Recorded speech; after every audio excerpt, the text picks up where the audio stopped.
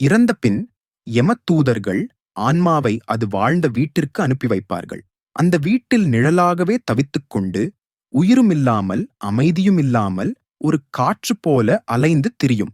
உடலை ஈடுகாட்டுக்கு எடுத்துச் செல்லும் வழியில் பொறி தூவி எடுத்துச் செல்வர்.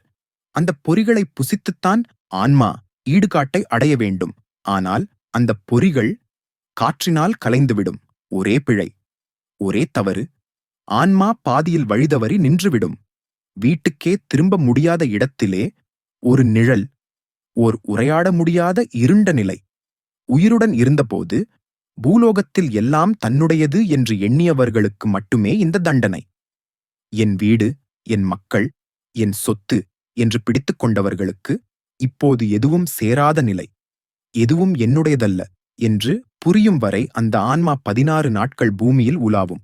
தான் சாவதை புரியாத பேய் போல வீதிகளில், வீட்டில், வீட்டுக் கதவுகளில், அதோ அந்த வீடு, கடவுள் படங்கள் உள்ள சுவரில் கூட அந்த நிழல் விழுகிறது. அந்த ஆன்மாவைச் சாந்தி பெறச் செய்ய உறவினர்கள் இறுதிச் சடங்குகளை சரிவர செய்ய வேண்டும். இல்லையெனில் அந்த ஆன்மா பூமியிலேயே முடங்கிப் போய்விடும். பெருமூச்சுடன் காத்திருக்கும் அந்த நிழல் ஒரே ஒரு போஜனத்துக்காக, படையலுக்காக ஒரு ஆண்டுதோறும் ஆடி மாதத்தில் வீட்டிற்கு வந்து நின்று கொள்கிறது.